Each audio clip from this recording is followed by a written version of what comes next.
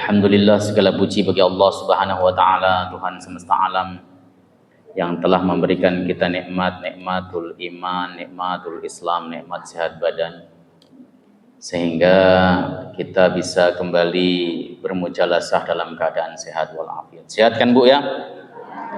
Sehat. Kalau nikmat sehat digunakan untuk ngaji, itu nanti akan tambah sehat. Tapi syaratnya ngaji gak ngobrol sendiri. Kalau ngobrol sendiri pulang-pulang mulutnya sariawan nanti.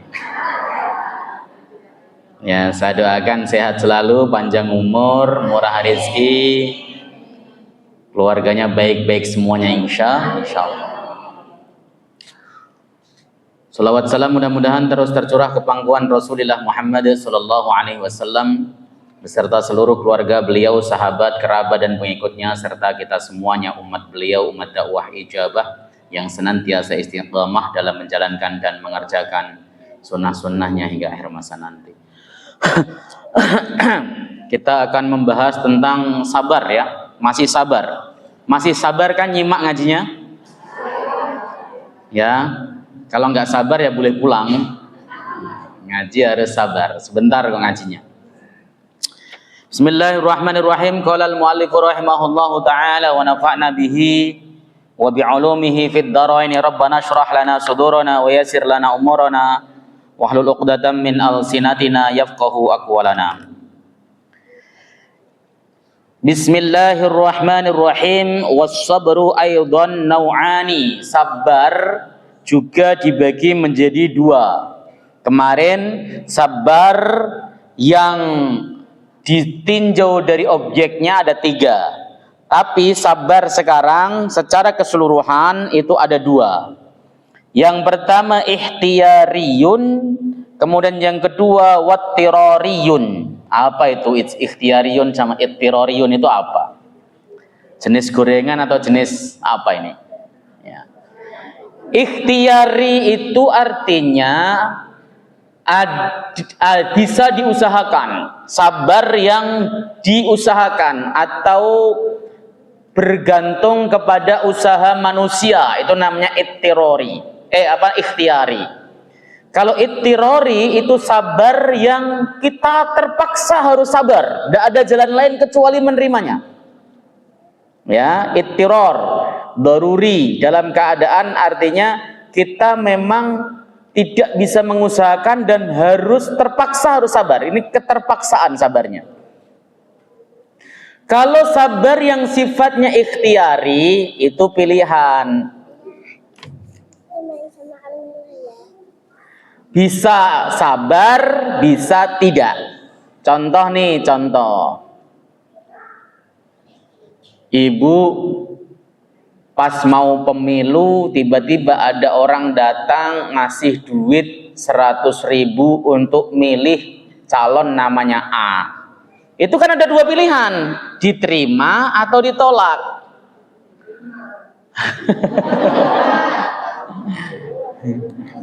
Kalau diterima berarti nggak sabar.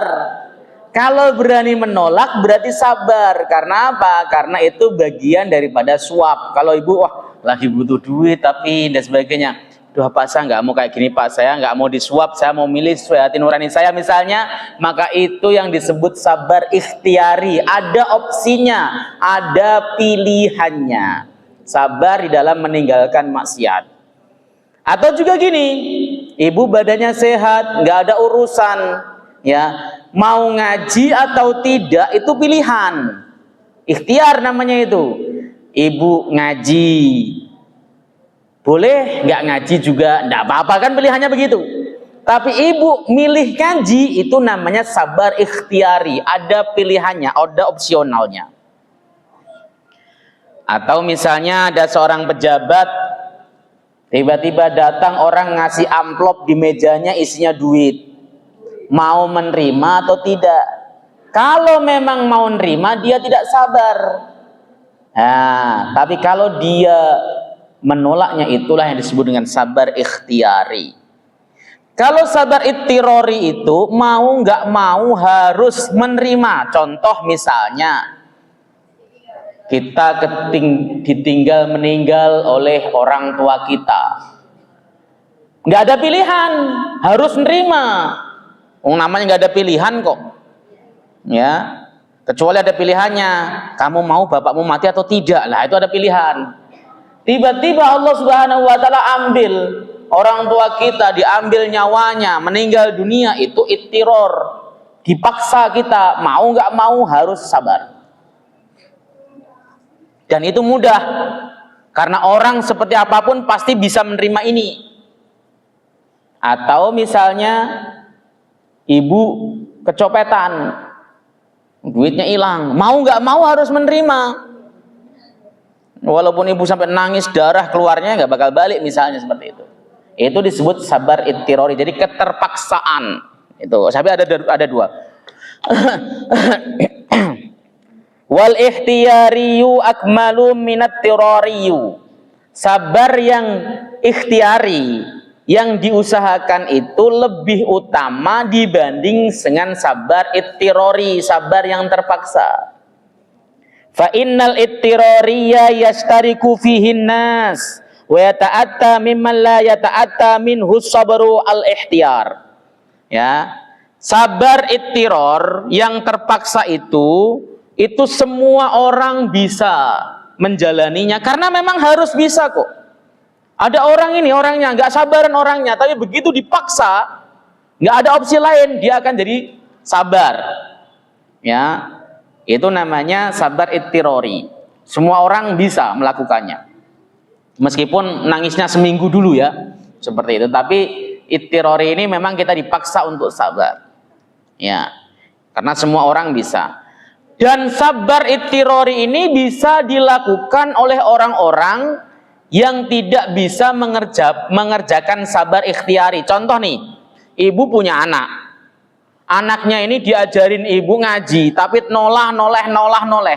Sebenarnya kan ibu bisa nyubit, bisa jewer, ya, atau bisa marah-marah. Tapi ibu milih untuk ngelus kepalanya, dicium keningnya, sambil dibisikin pelan-pelan, nak, konsentrasi yuk, yang bener belajarnya. Itu namanya sabar pilihan, itu jempol. Kenapa kita harus nahan marah? Ini anak, gitu kan. Apalagi pas waktu COVID, anak nggak ada masuk pelajarannya, diketokin kepalanya mulu sama ibunya. Ini kayak gini aja nggak bisa, nih kan? Kasihan ya waktu anak kita waktu COVID kemarin itu, serius. Sekolah nggak kayak sekolah, ibunya ngajar nggak sabar. Kenapa ibu ngajar nggak sabar? Karena ibu bukan guru. Ya, kalau ibu ngajar sabar semua, ibu jadi guru semuanya aja kalau gitu. Makanya guru itu sabar. Anaknya macam A, macam B, macam C, ada semuanya. Ya, harus sabar, ngelus dadan. Ibu baru ngajarin anak satu aja udah marahnya luar biasa, kepala udah mau pecah, mana gorengan hangus lagi gara-gara ngajarin. Marah-marah semuanya. Itu yang terjadi. Nah, itu sabar ikhtiari. Ketika ibu marah luar biasa sama anaknya, tetapi tidak melampiaskan dalam bentuk pukulan, tapi justru rangkulan, itu disebut sabar ikhtiari. Ini lebih utama sebab lebih berat. Ya, lebih utama ini. Walidzalika kana sabaru Yusuf alaihi salam an mutawa'ati imra'atil azizi a'zama min sabrihi ala ma nalahu min akhwatihi lamma alqauhu fil jubbi. Oleh sebab itu, Bu, kesabaran Nabiullah Yusuf alaihissalam ketika digoda oleh istri daripada Al-Aziz. Ada ceritanya Nabi Yusuf itu kan pada saat beliau dibuang oleh saudara-saudaranya di dalam sumur tua, itu kan diselamatkan oleh para musafir pedagang, kafilah dagang, lalu dijual sebagai budak di Mesir dan dibeli oleh keluarga kerajaan, keluarganya Al-Aziz. Al-Aziz itu diartikan sebagai penguasa, ya. Ketika di sana ternyata istri daripada Al-Aziz suka sama Yusuf alaihissalam. Karena Yusuf konon katanya ganteng, konon ya, saya juga nggak tahu ya karena nggak pernah lihat, tetapi hadis menginformasikan bahwa Yusuf itu ganteng, ya, sehingga istri daripada Al-Aziz tersebut suka sama Yusuf alaihissalam. Dan ketika Yusuf itu digoda, dipanggil ke kamarnya untuk melakukan perbuatan yang hina, Ya, Yusuf nggak mau. Yusuf pengen lari, lalu ditarik pakaiannya sehingga robek dari belakang. Ingat cerita itu? Yusuf itu kalau mau nggak ada yang tahu kecuali Allah, ya. Nggak ada yang tahu kalau mau. Tapi Yusuf sabar. Yusuf milih untuk lari. Ini kesabaran ikhtiyari, kesabaran yang paling berat. Ada opsinya kok, nolak atau mau. Tetapi Nabi Yusuf alaihissalam milih untuk menolaknya. Sehingga beliau lari dari perbuatan maksiat, dari tipu daya istri Al-Aziz. Istri Al-Aziz itu bukan Zulaikha loh, jangan salah.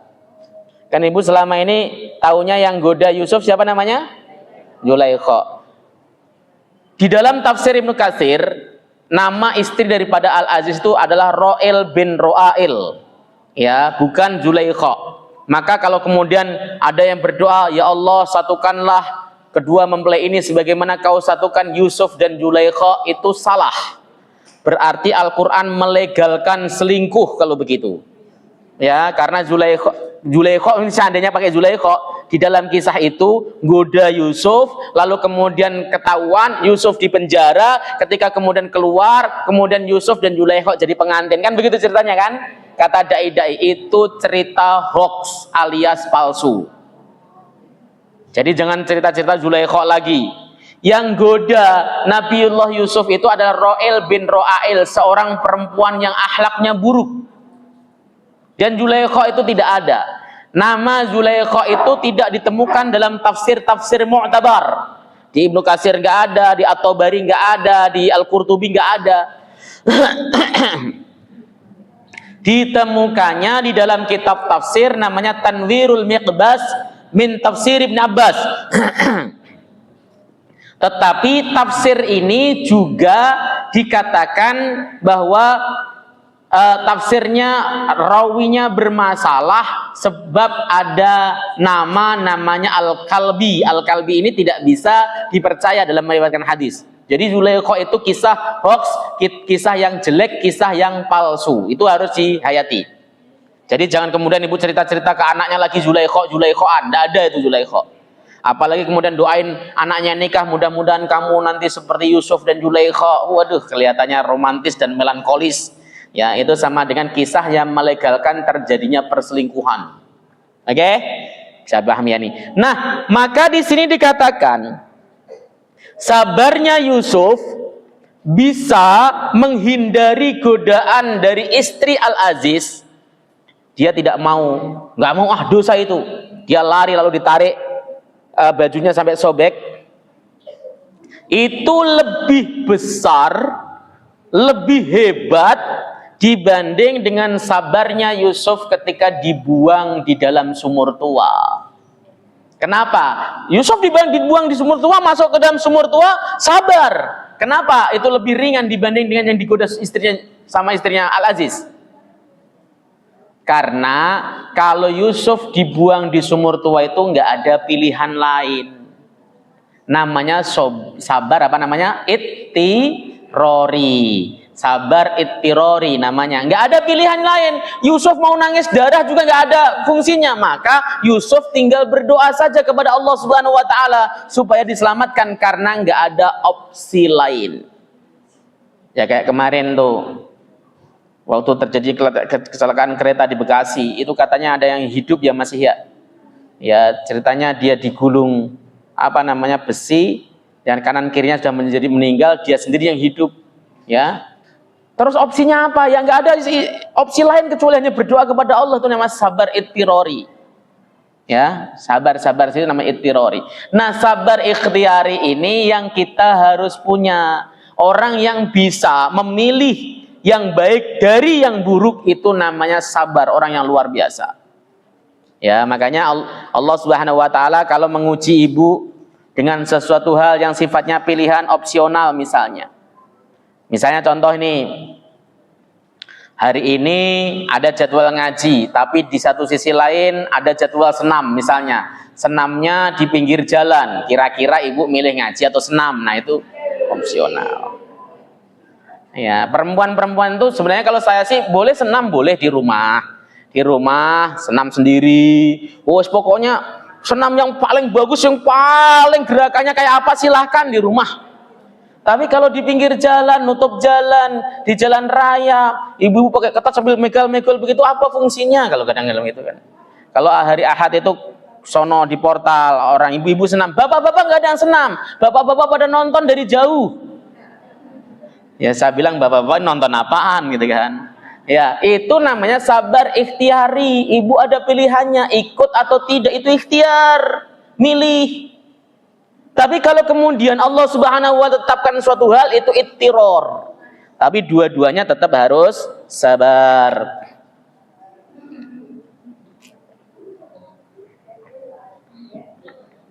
Fal insanu la yastaghni 'anis sabri fi halin minal ahwal. Manusia itu selalu butuh kesabaran dalam segala kondisi. Orang itu, saya telah pernah mengatakan, manusia itu kuncinya untuk selamat dunia dan akhirat. Bahagia dunia dan akhirat kuncinya cuma dua. Syukur dan sabar. Udah itu aja. Kita kalau pengen bahagia kuncinya cuma dua. Kalau dapat nikmat bersyukur, kalau dapat ujian bersabar. Syukur dan sabar. Tapi hakikatnya sebenarnya kalau bagi orang-orang yang tingkatannya sudah tinggi, itu cukup syukur saja. Karena bisa bersabar itu merupakan wujud nikmat Allah. Ibu kena musibah. Misalnya ada saudaranya meninggal atau maaf. Ya, kalau yang masih punya suami mudah-mudahan panjang umur. Suaminya meninggal. Ya, kan kadang-kadang perempuan kalau tinggal istrinya suaminya meninggal itu mukul-mukulin pipi, nyobek-nyobek baju, rambutnya kusut. Aku makan dengan siapa? Bagaimana nasibku? Ya, seperti itu kan? Banyak yang kayak gitu. Sambil gedor-gedor dan sebagainya, nggak terima. Loh, itu kan perbuatan jahiliyah karena nggak percaya sama Allah Subhanahu wa Ta'ala. Tapi ibu mampu bersabar sambil berkata inna lillahi wa inna ilaihi raji'un. Semua itu milik Allah dan kelak semuanya akan kembali kepada Allah. Jempol itu sabar luar biasa. Ya, sedih boleh dong, harus sedih. Kalau nggak sedih nanti ibu dikira ada masalah lagi. Ini orang suaminya meninggal malah ketawa-ketawa cengengesan dan sebagainya. Oh ini otaknya miring apa? Nah iya, sedih harus karena ditinggal. Tetapi tidak boleh kemudian mencela takdir, mencela ketentuan Allah, tidak harus. Ya, ucapkan yang baik, suamiku saya ridho. Ya, mudah-mudahan Allah Subhanahu wa Ta'ala memberikan kepadamu kenikmatan kubur, nanti di pintu surga kita nanti bertemu di sana. Nah, gitu dong. Kayak lagunya siapa itu dulu? Di pintu surga nanti kita bertemu. Lagu waktu saya masih kecil Bu itu, Bu. Nah, kita diberikan oleh Allah Subhanahu wa Ta'ala mampu sabar, itu kita syukuri. Kenapa? Karena itu pahala dari Allah Subhanahu wa Ta'ala. Ketika dikasih musibah kita mampu sabar, itu bersyukur. Maka kunci semuanya itu hakikatnya adalah syukur kepada Allah Subhanahu wa Ta'ala. Ibu ini bisa melaksanakan sholat, itu aslinya adalah bukti syukur kepada Allah. Ibu mau ngaji, itu aslinya bukti syukur kepada Allah. Loh, kenikmatan yang diberikan luar biasa kok. Ibu yang diganjar oleh Allah Subhanahu wa Ta'ala sehat. Kenikmatan yang paling utama kan setelah iman dan Islam itu sehat. Sehat itu kenikmatan yang paling utama, yang paling besar setelah iman dan Islam.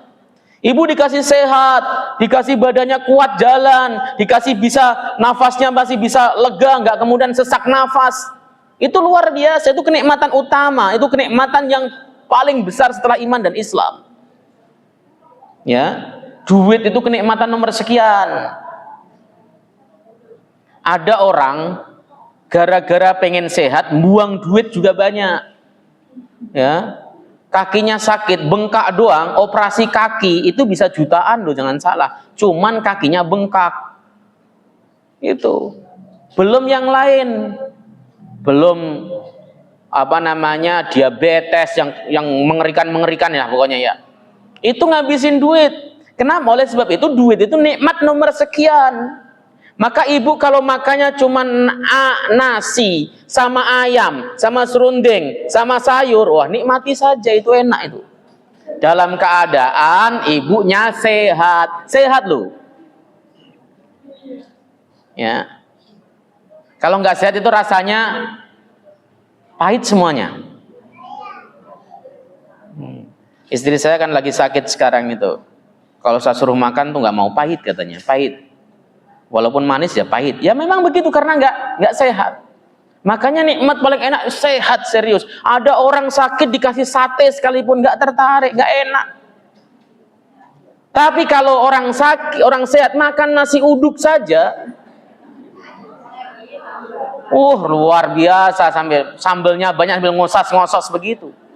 Ya, itu kenapa nikmat sehat memang utama. Ini yang harus kita syukuri. Jadi jangan kemudian gini, enak banget ya jadi si fulan itu, kenapa? Udah duitnya banyak gitu. Jangan dilihat dari duitnya, siapa tahu si fulan itu memang duitnya banyak, tetapi dia darah tingginya tinggi sampai 240, kolesterolnya tinggi, ya gulanya tinggi. Akhirnya apa? Dia nggak boleh makan yang manis-manis, yang pedas-pedas, yang berminyak, yang berlemak, yang berdaging-daging. Makanya cuma nasi sama timun diiris-iris. Apa enaknya? Ya, enak-enakan yang nggak punya. Ya maksudnya makan sate mungkin sebulan sekali, tapi nikmat betul. Ya, jarang-jarang makan sate cuma sebulan sekali atau setahun sekali pas kurban aja lah misalnya. Tapi nikmat betul itu, Rizwan. Daripada orang punya duit, ya, nggak ngerasain nikmatnya sama sekali. Yaitu nikmat yang paling utama setelah iman dan Islam itu nikmat sehat. Ya, jadi manusia itu harus selalu sabar karena memang kondisinya dia akan bertemu dengan kesabaran itu terus. Li'annahu yataqallabu baina amrin yajibu alaihi imtithaluhu wa tanfidhuhu. Karena dia akan berputar-putar atau berbolak-balik di antara perintah dari Allah yang wajib ia penuhi. Melaksanakan perintah kemarin sabar apa bukan? Sabar itu kan ada 3. Yang pertama sabar dalam menjalankan perintah, sabar dalam meninggalkan larangan, dan sabar dalam menerima takdir. Ada 3. Ketika ada perintah Allah melaksanakan sholat, kita harus sholat, itu termasuk sabar bukan? Kalau kita ada perintah puasa, kita harus puasa, sabar bukan? Kalau ada perintah harus ngaji, kita ngaji, sabar bukan? Jadi ibu hari ini sudah bersabar. Tadi subuh, sholat subuh semuanya, insya Allah kecuali yang berhalangan. Ya, saya husnudon ini, mudah-mudahan betul. Kalau yang belum sholat subuh, saya doakan ya sholat subuh lah. Ya, ini misalnya, itu sabar. Kemudian habis itu masakin buat suaminya, itu kewajiban bukan? Bukan. Masakin suami itu nggak wajib aslinya. Itu bonus amaliyah ibu. Nah, makanya perempuan itu peluang masuk surganya tinggi. Jadi jangan salah Bu, hadis ada mengatakan mayoritas penduduk neraka itu perempuan, tapi ada juga hadis yang mengatakan bahwa perbandingan laki-laki dan perempuan nanti di surga itu banyakkan perempuan. Di surga itu banyaknya juga perempuan, tapi di neraka juga banyakkan perempuan. Lah karena di dunia jumlah laki-laki dan perempuan lebih banyak perempuan. Ya, kenapa kok bisa begitu Ustaz? Di dalam Syarah Bukhari itu dikatakan nanti setiap satu laki-laki itu bisa menikah dengan 2 perempuan atau dengan 72, itu di dalam hadis. Itu bisa bidadari ataupun perempuan. Ya. Jadi suaminya ibu nanti kalau nikahnya di sono nikah lagi ya biarin loh. Di sono nggak ada cemburu-cemburuan, nggak ada, udah hilang. Yang suka cemburu marah-marah masuk neraka masalahnya. Enggak, cemburu itu boleh. Maksudnya di sana itu tidak ada rasa dendam, rasa mangkel, rasa apa, enggak. Di surga. Makanya jumlah penduduk surga perempuan lebih banyak. Karena kalau seandainya satu laki-laki nikahi 2 perempuan, di dalam Quran itu aja. Apa yang zaujain. Yang saya lupa itu. Dia memperistri 2 perempuan. Kalau satu nikahi 2 perempuan berarti 2 kali kan jumlah perempuan di surga. Insya Allah yang hadir semua masuk surga semuanya nih. Yang masuk neraka biar yang sono-sono saja. Ya, banyak ya. Tapi mayoritas juga masuk neraka perempuan. Kenapa perempuan mayoritas masuk neraka? Karena perempuan tidak pinter bersyukur dan berterima kasih kepada suaminya. Itu yang menjadikan perempuan masuk neraka. Dulu waktu masih PDKT saja, Mas, kita makan sepiring berdua nggak apa-apa, Mas. Sehari pakai tahu, sorenya pakai tempe, nggak masalah asal bersama dirimu, ya. Nggak masalah kita ngontrak di rumah yang RSSSSSS, rumah sangat sederhana sekali sehingga selonjor saja susah misalnya. Asal berdua nggak masalah. Begitu nikah, ngomelin suaminya terus-terusan. Kalau seandainya suaminya berhasil, misalnya dikasih nafkah, suaminya baik itu punya gaji dikasih, punya ini dikasih, istrinya minta itu dikasih, suaminya ngelakuin satu kesalahan saja, misalnya contoh kesalahannya telat jemput ibu misalnya di mall, telat setengah jam, wah ngomongnya itu seakan-akan suaminya nggak pernah punya kebaikan sedikit pun. Salah semuanya. Jadi suami nggak gini, nggak care, nggak perhatian, nggak peka, kalau semuanya diomongin. Itu yang menyebabkan perempuan masuk neraka. Ya, nggak syukur terhadap suaminya. Itu serius diterangkan dalam hadis. Makanya ibu kalau pengen masuk surga, syukur sama suaminya. Ya, kalau ini yang datang kan rata-rata sudah usia tua. Saya yakin suaminya juga udah tua-tua kan.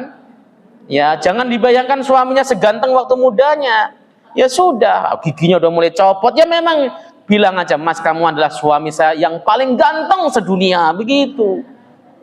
Ya, jangan lirak-lirik lagi, itu bahayanya, itu termasuk tidak syukur kepada suaminya.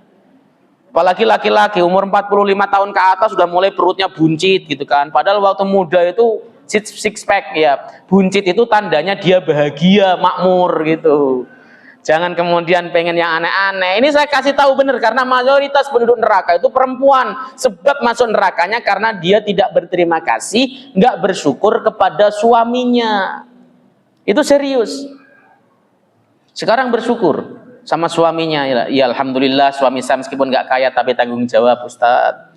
Tanggung jawab, dia masih bekerja, kasih saya nafkah, anak-anak saya di sekolahin dan sebagainya. Itu sudah namanya syukur sama suaminya. Suaminya pulang kerja capek, ya dipijitin, jangan diomelin. Orang kan ada istri yang suaminya pulang belum saja naruh jaket, dapat duit nggak Pak? Enggak. Lah tadi ngapain aja sih? Padahal dia udah keliling. Saya kalau lihat, maaf ya, driver ojol itu kasihan aslinya itu. Kan saya termasuk sering yang menggunakan ojol, itu kasihan. Dia kadang-kadang nggak tidur, saya tanyain berangkat jam berapa Pak, habis subuh, pulang nanti jam berapa, ya kadang jam 10, jam 11, tiap hari Pak, tiap hari loh, apa nggak kopior itu otaknya itu, ya panas, ya jaketnya sampai udah buluk, mungkin mandi juga jarang nggak gitu tuh, ya sampai rumah diomelin istri gara-gara nggak bawa duit, itu serius banyak. Terima kasih misalnya, hari ini bawa duit berapa Pak? Cuman 50, nggak sepi orderan ya. Alhamdulillah masih dikasih rezeki 50. Yang penting Bapak pulang dengan sehat dan selamat. Oh jempol, ces hati suami itu. Besok kerja lagi berangkat itu maksimal. Saya kasih tahu, Bu, seorang laki-laki itu ketika dia berangkat dari rumah, berangkat di rumah, ba'da subuh, pulang malam, itu cita-citanya cuma satu, supaya anak istrinya itu makan dengan enak, bisa memakai baju dengan baik, meskipun dirinya makan seadanya. Lu saya tanyain, sering ketemu ojol begitu, itu makan itu kadang 2 kali, kadang sekali kok. Serius, yang penting dia minum apa? Supaya nanti bisa, apalagi sekarang itu ojol itu ada potongannya 20% katanya. Waduh, repot lagi begitu. Penghasilan 100 ribu dipotong 20 ribu, tinggal 80. Ya, kasihan makanya. Lah kalau kemudian ibu sebagai istrinya nggak kasihan, terus siapa yang mau kasihan gitu loh.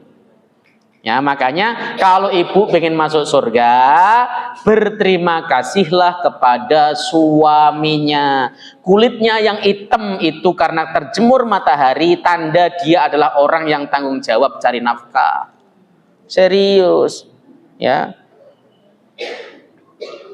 Saya kemarin ada yang ngomong itu, curhat, laki-lakinya itu hitam, botak, kena sinar matahari, hitam pokoknya lah, jadi jelek. Asalnya menurut saya ganteng karena face-nya tuh face ganteng ya, tapi hitam sekali.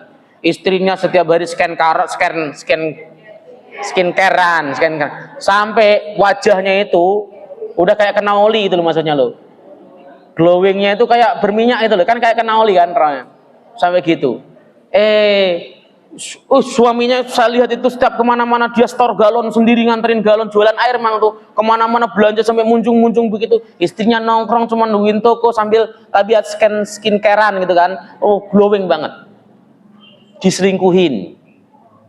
Ya, kata dia, saya kerja mati-matian ya sampai kayak gini supaya bisa beli skincare. Harganya skincare dia tuh mahal, sampai 600.000 dibeliin.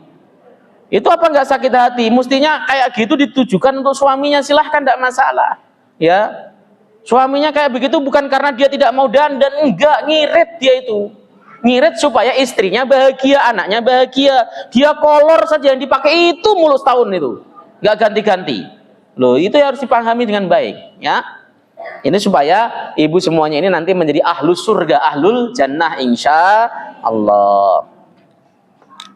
Kemudian wa nahyin yajibu alaihi istinabuhu wa tarkuhu, dan larangan yang harus ia tinggalkan.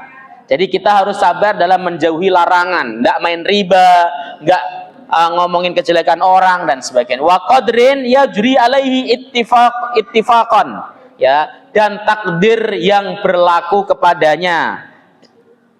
Ya. Wa nikmatin yajibu syukrul mun'im biha alaihi, dan kenikmatan yang wajib kita syukuri, syukur kepada si pemberi nikmat kepadanya, yaitu Allah Subhanahu wa taala. Wa idza kanat hadhil ahwal la tufariquh fasabru lazimun lahu illal mamat. Kalau keadaan-keadaan semacam itu, misalnya kita harus menjalankan perintah Allah, wajib menjalankan larangan Allah, wajib menerima takdirnya Allah, wajib mensyukuri nikmat Allah. Kalau itu semuanya melekat pada diri kita dan tidak terpisah, maka sabar menjadi suatu keharusan kita lakukan selama-lamanya. Ya, ditakdir Allah jadi kaya, bersyukur. Ditakdir Allah menjadi miskin tapi dia jadi orang yang imannya bagus, bersyukur. Itu yang harus kita lakukan. Ya, semua pasti akan menjalani takdir yang tidak enak, pasti, karena semua pasti akan berpisah. Dan berpisah itu nggak enak. Saya kadang-kadang membayangkan kalau jadi tua. Ya, kita itu nanti akan berpisah, mulai kehilangan orang tua yang kita cintai satu persatu meninggal. Itu kan takdir gak enak. Ya, rasanya itu nyesek, seperti tercabik-cabik hatinya. Karena saya termasuk yang sudah kehilangan 2 orang tua itu, rasanya tuh, sakitnya luar biasa. Terus kemudian kita menjadi tua, ya, opsi pilihannya kadang-kadang ya Allah, saya pengen melihat anak-anak kita semuanya tumbuh kembang jadi sukses dan sebagainya kan harapannya. Baru kemudian mati, kadang-kadang harapan tidak ideal. Ayah saya itu termasuk orang yang meninggal ketika ibu bapaknya masih hidup. Ya, masih hidup. Abah saya itu wafat ketika 2 kakek saya itu masih hidup. Ya, dipangku, dipeluk sama ibunya, ya, dilus-lus. Ya, meninggalnya dalam keadaan ditungguin sama orang tuanya. Dalam hati kadang-kadang, wah, meninggal seperti ini enak ya, masih ditungguin sama orang tua, masih disayang dan sebagainya. Tapi bagi orang tuanya itu tercabik-cabik banget hatinya. Ditinggal anak itu seperti itu. Jadi ini adalah kita pasti akan bertemu dengan takdir-takdir yang tidak enak, itu pasti. Takdir kita tidak selalu menyenangkan. Pasti akan bertemu dengan takdir-takdir yang tidak mengenakan. Nah, kita wajib sabar. Ingat, semua ini milik Allah. Ibu dikasih amanah, dikasih suami, bapak dikasih istri, kemudian dititipkan anak, itu hakikatnya milik Allah, bukan milik kita. Karena itu milik Allah, suatu saat akan diambil kembali oleh Allah. Kita tidak boleh marah-marah. Ibaratnya gini, ibu itu punya, ada seorang tukang parkir.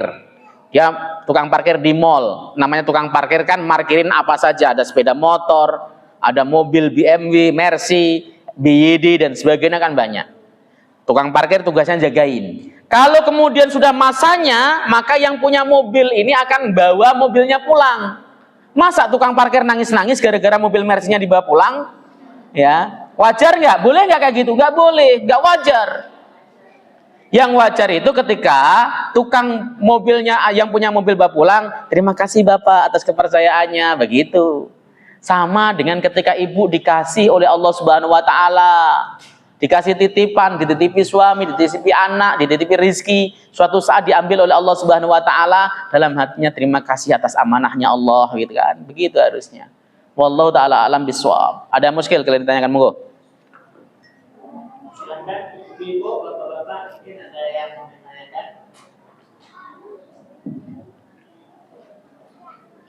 Ayo silakan Bu, mau tanya tentang kesabaran. Oh silakan Bu.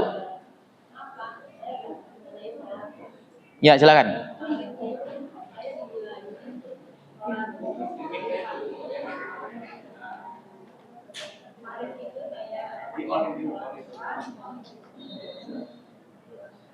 Sholat duha kenapa Bu?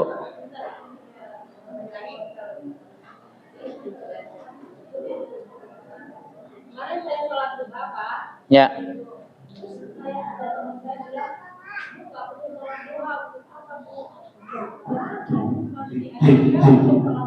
Ya betul.